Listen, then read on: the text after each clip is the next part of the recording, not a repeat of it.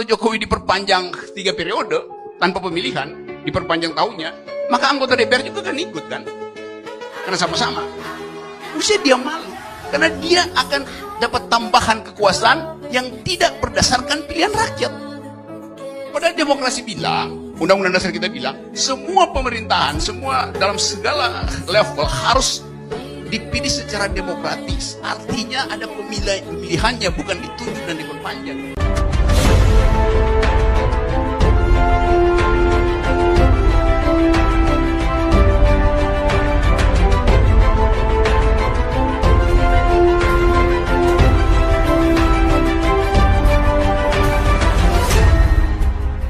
Tonton video ini sampai selesai agar Anda tidak gagal paham.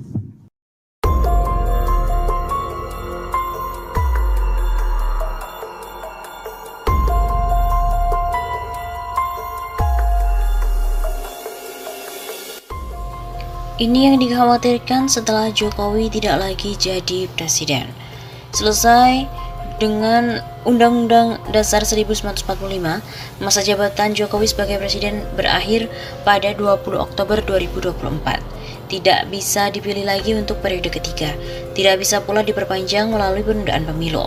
Pada hari itu presiden baru akan dilantik dan Jokowi kembali jadi rakyat biasa. Dia akan meninggalkan sejumlah proyek mercusuar yang mangkrak. Ambisi pribadinya kandas.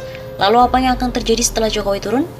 Tulisan ini merupakan prediksi, hanya perkiraan tentang hal-hal yang mungkin berlangsung ketika Jokowi tidak lagi duduk sebagai presiden. Melihat begitu banyak kontroversi semasa menjalankan kekuasaan, tampaknya akhir masa jabatan Jokowi setelah Pilpres 2024 akan sangat menarik, lebih tepatnya sangat mendebarkan. Banyak sekali pertanyaan yang terkait keberhentian Jokowi sekitar 2,5 tahun lagi. Isu ini jadi lebih panas jika penerus Jokowi bukan orang yang dia inginkan. Bisa jadi presiden baru nanti adalah figur yang independen dari Jokowi dan bebas dari oligarki, yaitu presiden yang tidak akan melindungi Jokowi, keluarganya dan juga para Jokowernya, termasuk para buzzer yang selama ini merasa tidak tersentuh hukum. Apa yang akan terjadi? Bagaimana kira-kira nasib mereka selama ini menjilat Jokowi? Seperti apa kelanjutan karir politik Gibran dan Bobi? Bagaimana pula kelanjutan proyek-proyek yang berbasis ambisi pribadi Jokowi? Sebagai contoh, apa yang akan terjadi terhadap pembangunan IKN baru? Jawaban umumnya adalah situasi bisa sangat eksplosif, sebab pemerintahan Jokowi bakal mewariskan kekacauan ekonomi, sosial, politik. Sangat mungkin rakyat akan turun ke jalan-jalan berdemonstrasi. Rakyat akan menuntut pengusutan terhadap dugaan keterlibatan Jokowi dalam perbuatan korupsi, penyalahgunaan kekuasaan, penipuan pilpres, pelanggaran HAM, dan sebagainya. Sangat mungkin pula rakyat akan menuntut agar para menteri atau pejabat tinggi semasa Jokowi ditangkap, kemudian diadili. Ini bisa dipahami, sebab ada sejumlah pejabat dengan kekuasaan besar yang bertindak sesuka hati mereka. Presiden baru yang memiliki komitmen untuk menegakkan hukum dan keadilan tidak mungkin akan menutupi kasus-kasus yang menyangkut kepentingan publik, yaitu kasus-kasus yang memakan korban manusia, lingkungan hidup, keuangan termasuk korupsi. Setelah tidak lagi duduk sebagai presiden, proyek-proyek ambisius pribadi Jokowi besar kemungkinan akan dibatalkan oleh presiden yang baru, termasuk proyek IKN di Kalimantan. Kemudian karir Gibran anak Jokowi sebagai wali kota Solo dan Bobi menantu Jokowi sebagai wali kota Medan hampir pasti akan sirna. Mereka ini bisa menjadi wali kota karena Jokowi sebagai presiden. Saya juga menduga kedua anggota keluarga Jokowi ini kemungkinan akan didesak mundur sekiranya mereka masih punya sisa masa jabatan setelah Jokowi turun pada 20 Oktober 2024. Masa jabatan Gibran dan Bobi resminya berakhir pada awal 2026. Besar pula kemungkinan rakyat akan menuntut agar KPK memeriksa dugaan KKN Gibran dan Kaesang. Ada dugaan pula mereka terlibat pencucian uang atau money laundry. Seterusnya, tentulah kemarahan rakyat akan diarahkan ke para pejabat, pemerintahan maupun BUMN, dan juga para buzzer.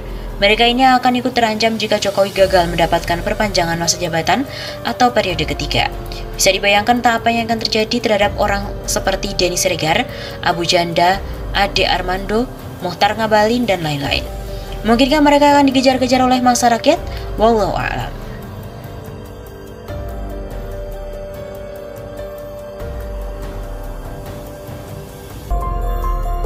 Tuntutan soal pemilu 2024 sampai dengan harga naik terkait minyak goreng.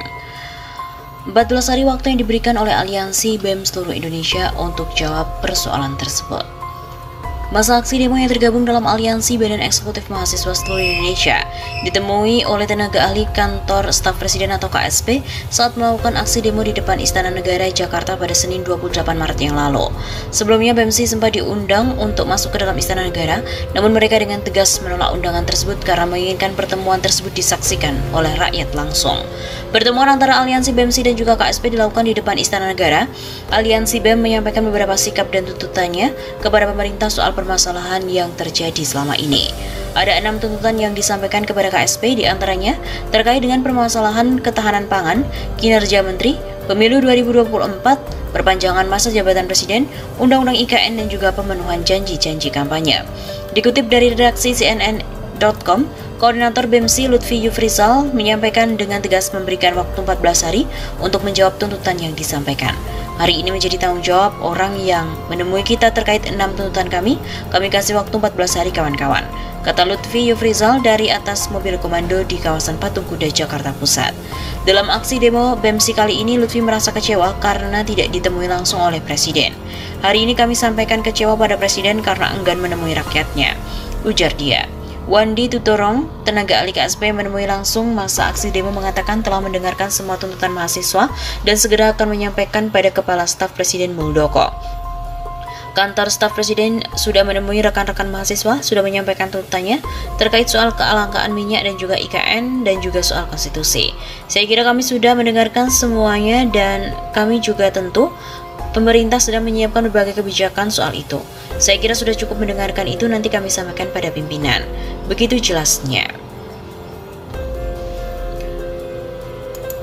Tagar mahasiswa melawan trending di Twitter pada Senin 28 Maret. Aksi unjuk rasa yang dilakukan oleh BEMSI di depan Istana Negara pada Senin 28 Maret kemarin jadi perbincangan warganet khususnya pengguna Twitter. Hal itu terlihat dari kata demo dan juga tagar mahasiswa melawan yang menjadi trending topik di Twitter pada Senin siang. Sebagian warganet menyatakan dukungan dan pada pergerakan mahasiswa yang berani turun ke jalan dengan lantang menolak perpanjangan masa jabatan presiden. Semoga teman-teman di sana dalam lindungan Allah dan apa yang kalian perjuangkan membuahkan hasil yang memuaskan. Amin. Tagar mahasiswa melawan. Tulis pengguna akun Twitter @sebuahnama99881 sambil mengunggah video aksi unjuk rasa mahasiswa. Bravo Ananda, salam juang, panjang umur perjuangan. Selamatkan NKRI. Mahasiswa melawan. Adapun unjuk rasa BEMSI yang digelar pada hari itu memang bertujuan untuk menolak penundaan pemilu 2024 dan juga perpanjangan jabatan presiden menjadi 3 periode. Demonstrasi dilakukan di sekitar kawasan Patung Arjuna Wijaya atau Patung Kuda, Jalan Merdeka Barat, Jakarta Pusat, dekat dengan Istana Negara yang jadi kantor presiden.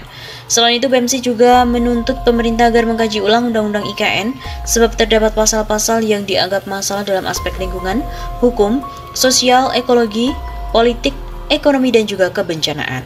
Aksi unjuk rasa tersebut diperkirakan diikuti oleh 500 mahasiswa dari berbagai universitas yang tergabung dalam BEMSI.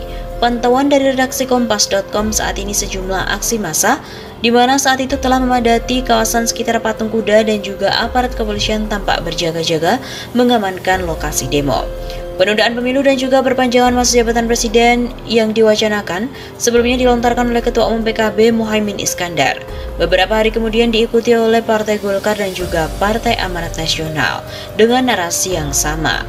Lalu belakangan Menko Maritim Luhut Binsar juga mengklaim mempunyai 110 juta data digital tentang dukungan masyarakat yang menginginkan supaya pemilu ditunda dengan berbagai alasan.